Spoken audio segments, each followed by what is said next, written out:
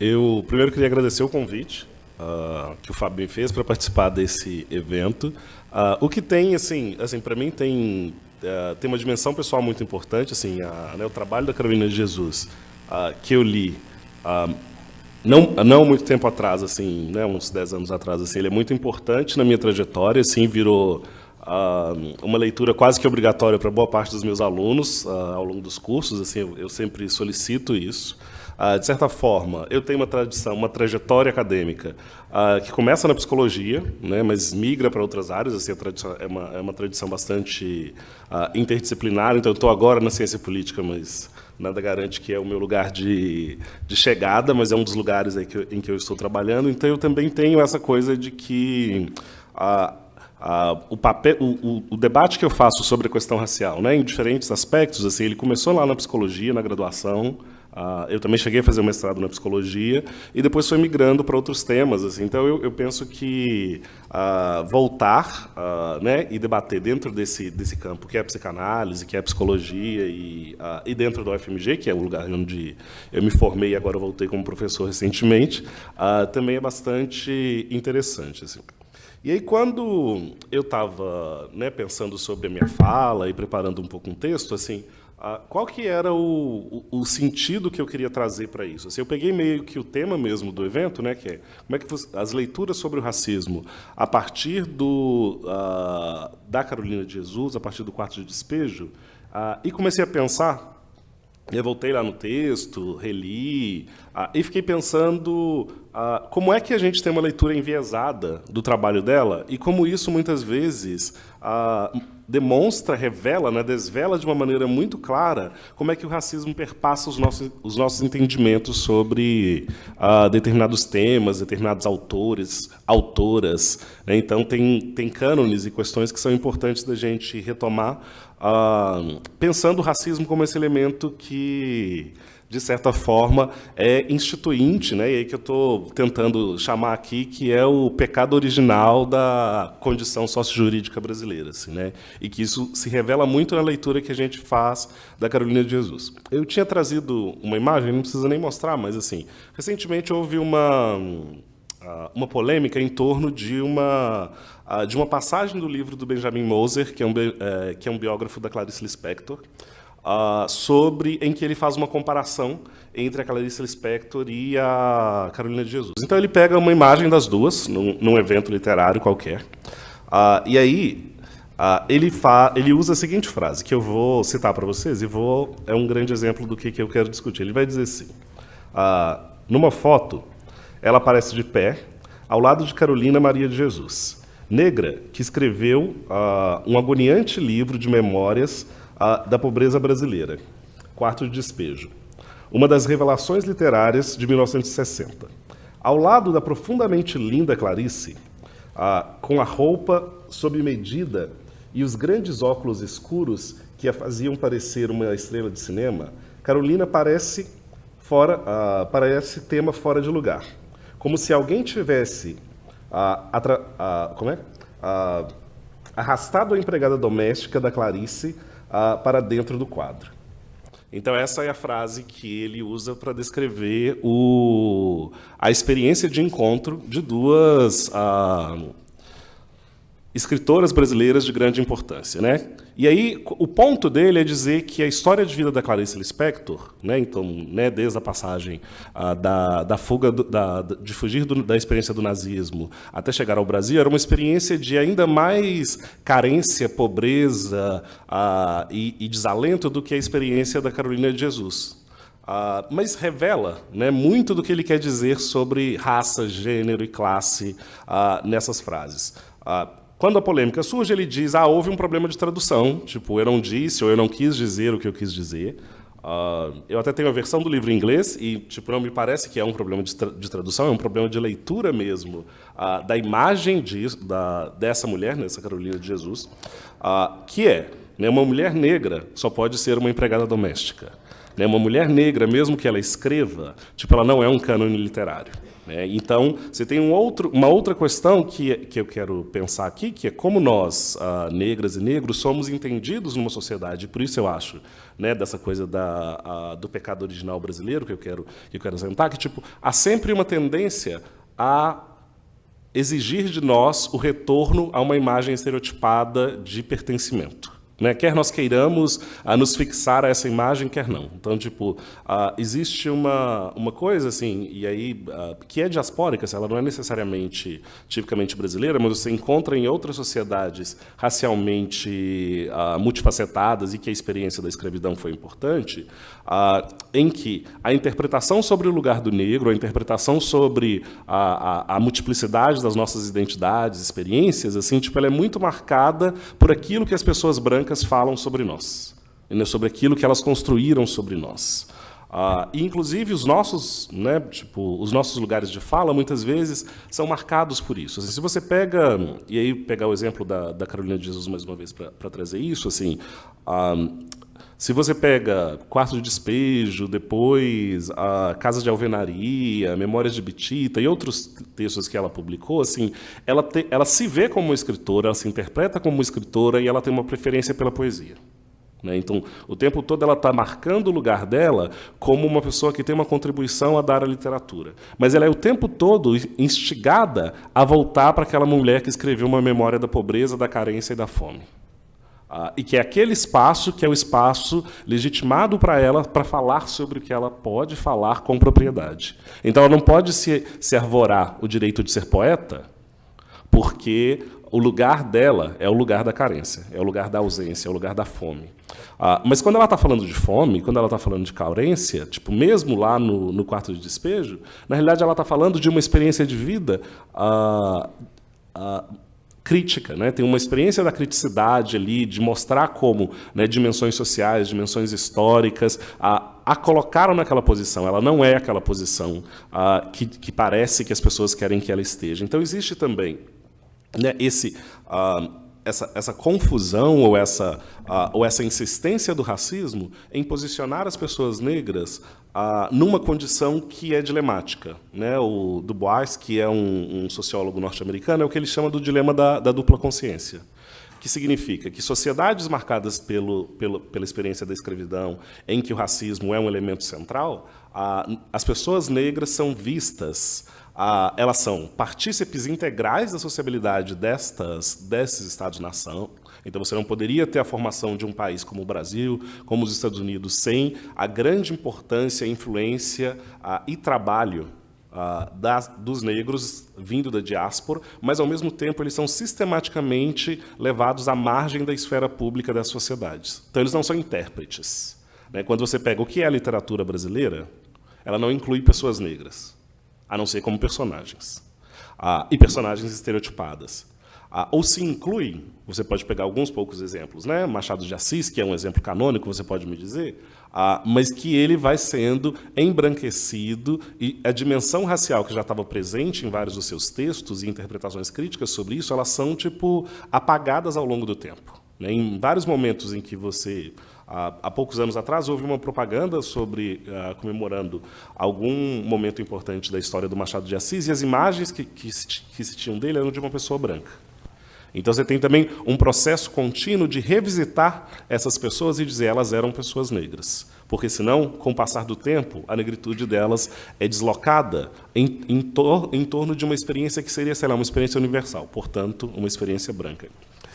E essa dupla consciência, ou seja, né, essa noção de que esses indivíduos são centrais na produção do que se tornou esses Estados-nação, e, ao mesmo tempo, eles são marginalizados, periferizados enquanto sujeitos, né, enquanto corpos mesmo. Né? Tipo, eu diria mais do que a corporeidade das pessoas negras é negada. Então, retomando a poesia que foi discutida mais cedo, assim, como o genocídio, o assassinato, tipo, a negação de seus padrões estéticos, sei lá, das suas tradições culturais, são todas formas de apagamento desses corpos.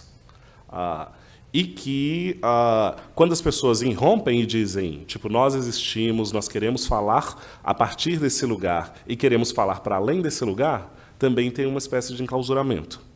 Acontece em vários espaços. Né? Acontece no espaço da literatura, obviamente, né? Fale, mas, por exemplo, existe toda uma questão que autores que vêm de tradições, sei lá, de outra ordem que não tipicamente as europeias, você vai falar, Caio Fernando Abreu, você vai falar assim, existe uma literatura gay? Aí você vai pegar a Carolina de Jesus e vai falar, então é uma precursora da literatura marginal, como se você pudesse concentrar a experiência de escrita dela e a experiência de vida que ela retrata e as críticas que ela faz à sociedade brasileira meramente a partir do lugar de marginalidade. E como se aquilo não pudesse ser uma experiência universalizada.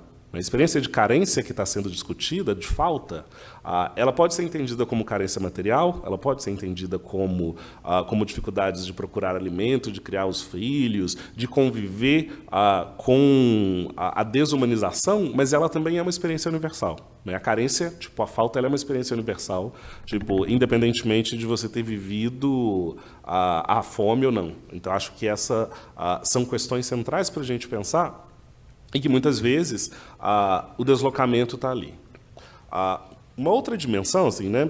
Parece que ano passado houve uma série de comemorações pelo centenário de nascimento da Carolina de Jesus, e num desses eventos, que se não me engano foi na Academia Brasileira de Letras, havia uma mesa em que você tinha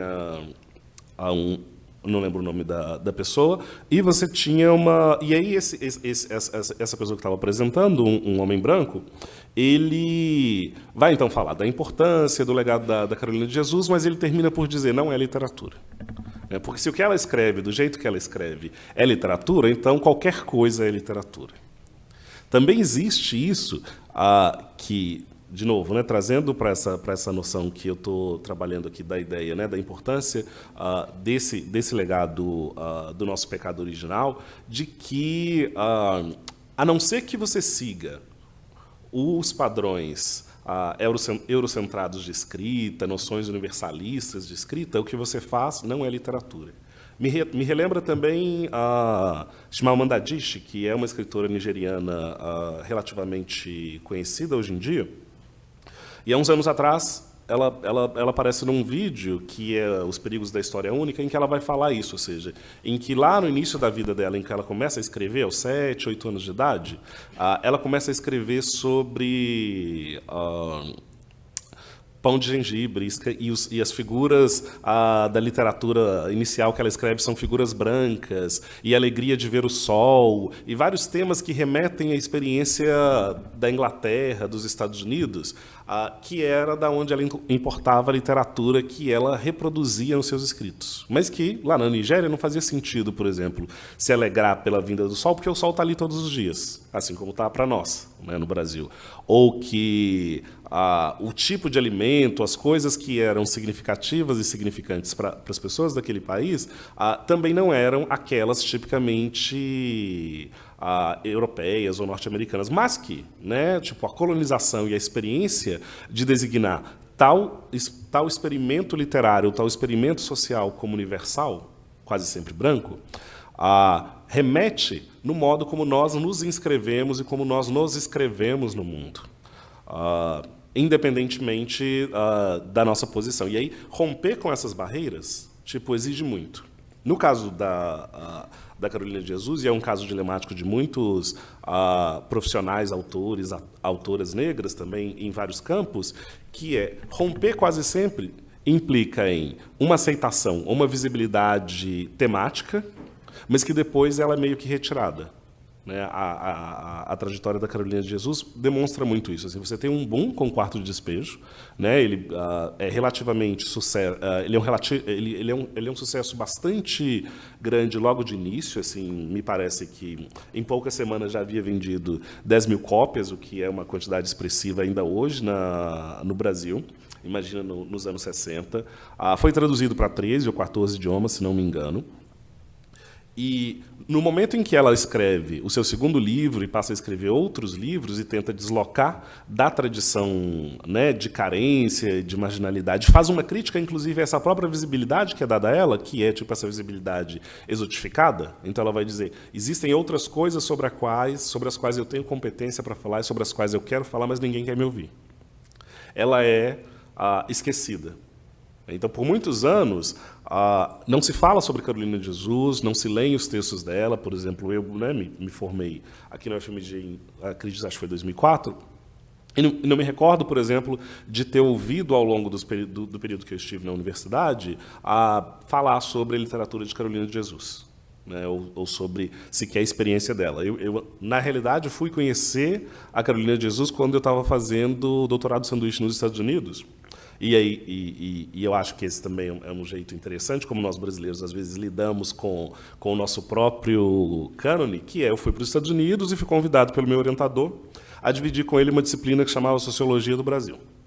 E aí, nessa disciplina de Sociologia do Brasil, indicavam 2 livros. Um era o do Paulo Freire, que era Pedagogia do Oprimido, mas que eu havia lido aqui com a Lucinha, e o chamava Child of the Darker, que eu não sabia o que era. E aí ele falou, mas você já leu Carolina de Jesus? E eu falei, não. Mas como assim? Você é brasileiro, então a gente estuda no ensino médio aqui nos Estados Unidos, é bastante comum, etc. E aí a primeira vez que eu acessei esse livro foi a partir dessa tradução para o inglês. Eu li. Foi bastante impactante, mas também foi bastante vergonhoso. Eu podia imaginar que eu precisei chegar quase aos 30 anos para ler uma autora que poderia ter feito uma transformação gigantesca na minha vida se eu tivesse lido, sei lá, aos 17, aos 15, aos 18. E que eu demorei tanto tempo para conhecer. Porque outros autores, outras autoras brasileiras que lidam também com temáticas semelhantes às que a Carolina apresenta nos textos que eu li, me foram apresentados. Então, essa seletividade, ou seja, em que medida houve uma seleção para que nós decidíssemos que aquela não era uma autora a ser lida. E aí eu me lembrei bastante, enquanto eu li, assim, eu lembro que nessa disciplina a gente comparou o texto da Carolina de Jesus com o da Alice Walker, que é... esqueci o título. A Cor Púrpura? Isso. E aí, então, e aí eu voltei, quando eu voltei para o Brasil, e assim, todas as vezes que eu leciono, eu tento usar uma tática de pedir que os estudantes leiam um livro de literatura. Então, uma das atividades, e eu escolho, quase sempre eu escolho Carolina de Jesus e algum outro autor. E é interessante notar com os meus estudantes que é sempre essa experiência. Eles nunca leram Carolina de Jesus, eles nunca ouviram falar de Carolina de Jesus. E aí eles ficam impactados, relendo o livro essa semana para pensar essa apresentação aqui, eu fiquei notando isso, assim, o quanto é extremamente atual o que ela diz. Né, quando ela fala sobre democracia, quando ela fala sobre a experiência dos políticos nas áreas periféricas, né, quando ela fala da própria, né, da criatividade das pessoas pobres. Então, né, a primeira passagem do livro é ela falando sobre querer comprar um calçado para a filha e não ter dinheiro para comprar, mas que ela usa algum tipo de criatividade para fazer aquilo. E os relatos sobre ela, né, também são muito diferentes. Assim, eu recentemente estava vendo um vídeo em que a filha dela fala sobre da onde surgiu o interesse da Carolina de Jesus em ser escritora, e vi um relato de outras pessoas não relacionadas a ela falando. E a filha vai falar, por exemplo, da dimensão diaspórica. Né? Não com esse nome, obviamente. Mas ela vai falar, a minha mãe, neta de escravos, essa experiência de migração forçada e de migração interna dentro do Brasil, né? Que ela nasce em Sacramento e vai a pé para São Paulo, ou a experiência, por exemplo, com as letras, né? Que ela fala, ela praticamente aprendeu a ler sozinha e que podia faltar comida, mas não podia faltar alguma coisa para ler em casa. Que essa experiência para ela é central, ou seja, a transformação, e aí eu diria que esse é um elemento central da experiência negra, de um modo geral, nos países multiculturais, mas é uma experiência fundamental da Carolina de Jesus também, que é essa tentativa de transformar a experiência da oralidade, que é central nos processos migratórios forçados, numa experiência escrita, e numa experiência escrita que possa ser universalizada. Mas que muitas vezes esbarra na dimensão do racismo estrutural, que as pessoas não vão ler a experiência escrita de uma pessoa negra como uma experiência escrita universalizável. Você não vai ler Chimamanda do mesmo jeito que você lê Shakespeare, por mais que sejam ambas experiências localizadas. Mas Shakespeare é a literatura universal, Chimamanda é uma literatura de nicho. É literatura feminina, é literatura negra, é literatura africana. Você pode até falar, tem uma tradição que remete a Chinua Achebe, ou tem uma tradição que remete a outros cânones da literatura africana, mas nunca a literatura universal. Se você pega a academia, a gente pode repor isso também, né? Tipo, acadêmicos, eu sempre falo isso, acadêmicos brancos que têm como tema de estudo questões raciais, ocupam espaços de prestígio, de fala, acadêmicos e científicos muito mais importantes do que aqueles que pessoas negras estudando o mesmo tema, que são quase sempre entendidas como militantes. E como se a militância dessas pessoas fosse algo menor. Por quê? Por ser uma pessoa negra que estuda questões raciais, você tem interesses diretos naquilo e, portanto, você não é um leitor isento da sua própria realidade. E aí você vai criando, de novo, são todos esses dilemas de colocação e recolocação das pessoas negras.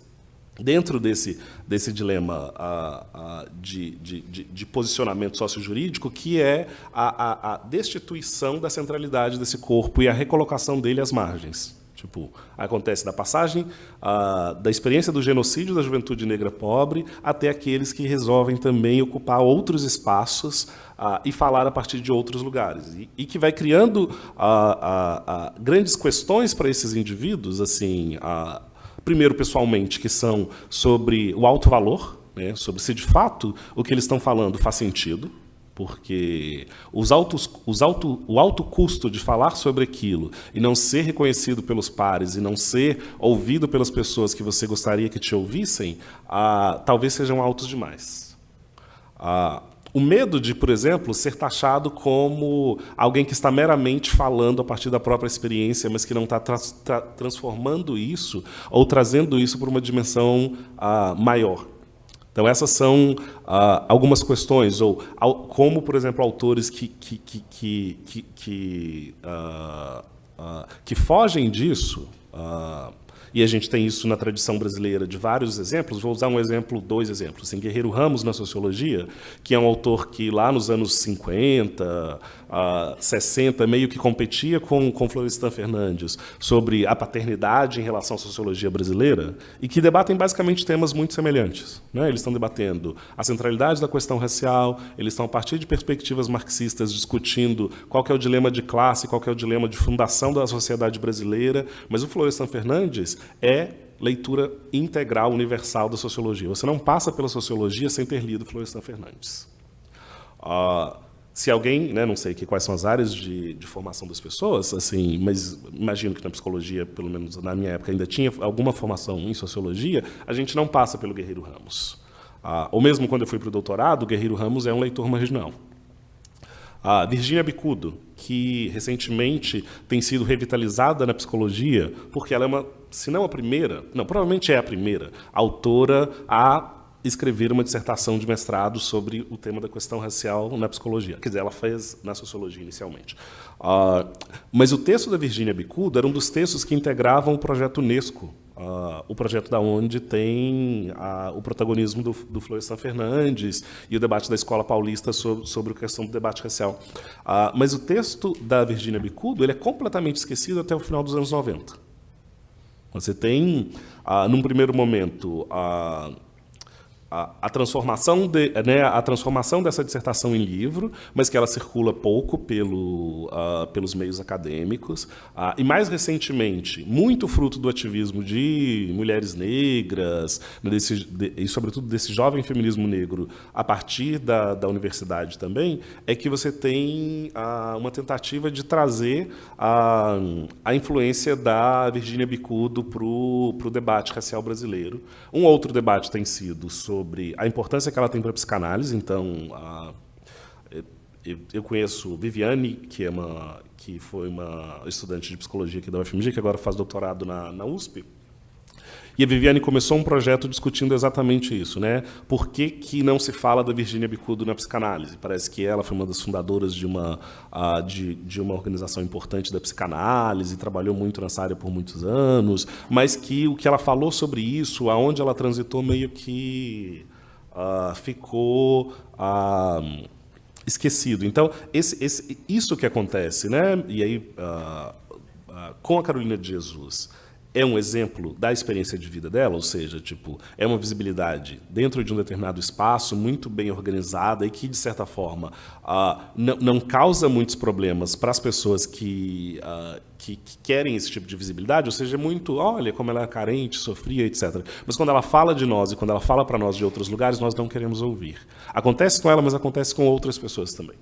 Não é uma experiência, nesse sentido, atípica, que ela tenha surgido, né, tenha emergido como uma autora importante para um determinado tema, mas depois tenha sido submergida por falar de outros assuntos. Né? Então, tipo, é uma experiência, né, pegando aqui os exemplos da Virginia Bicudo, do Guerreiro Ramos, e assim, a lista poderia ser gigantesca, assim, se eu quisesse fazer uma genealogia de para onde as pessoas negras que ousam falar para além daquilo que é permitido que elas falem, vão.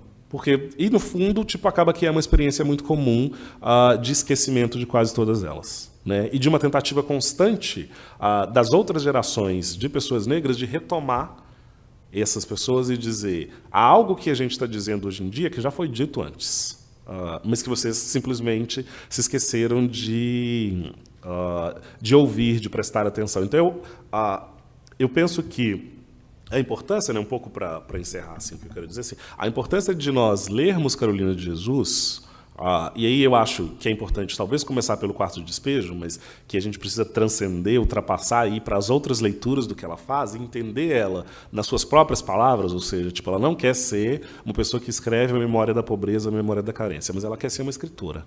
Né? Tipo, é essa posição que eu acho que ela deve ocupar na nossa leitura. Tipo, é uma literatura importante, é uma literatura com um legado sociológico, antropológico, político, fundamental, sobretudo porque a gente continua vendo e revendo temas que ela tratou lá nos anos 50, anos 60, e eles parecem centrais ainda para a sociabilidade brasileira, mas, sobretudo, para a gente fugir dessa ideia, ou não fugir dessa ideia, mas a gente fugir desses clichês clássicos de só encontrar nela aquilo que a gente acha que ela é capaz de dizer para a gente. Tipo, tem muito mais que ela está dizendo e que a gente também precisa ouvir. E que as nossas práticas profissionais, né, na academia, fora da academia, nos outros espaços que a gente ocupa, ela também precisa desse tipo de leitura em relação ao racismo. Assim, que muitas vezes a gente quer ouvir, a gente quer falar sobre esses temas, mas dentro de determinados limites daquilo que é aceitável para a nossa zona de conforto. E aí, né, abrir mão dos privilégios, da necessidade de operar como a pessoa que sabe do que está falando, que tem uma experiência comum, por exemplo, vamos pegar o exemplo aqui do Benjamin Moser e dizer, né, existe, sei lá, uma corrida das opressões, e você pode dizer, a experiência de carência e sofrimento da Clarice Lispector é X vezes maior do que a experiência de opressão e sofrimento da Carolina de Jesus? Não, não há. Tipo, né? São experiências idiosincráticas em si próprias e que produzem lugares subjetivos e posições de sujeito também muito específicas, mas que têm ligações com seus lugares de origem, né? Tem ligações com as suas tradições. Tem uma tradição judaica, tem uma tradição diaspórica judaica na experiência da Clarice Lispector, que também tem uma experiência migratória forçada, diaspórica e de tradição africana, banto, na experiência da Carolina de Jesus, que produz aquele sujeito, que produz a possibilidade de universalizar a experiência local daquelas pessoas. Tipo, não é uma comparação das suas experiências localizadas, mas como é que elas, né, representam traços diaspóricos e explicam muito sobre a sociedade brasileira a partir dessas experiências. E que aí, se a gente faz uma mera comparação, a gente esquece isso. Mas, para isso, a gente precisa transcender o que a gente acha que é capaz de ouvir dessas pessoas.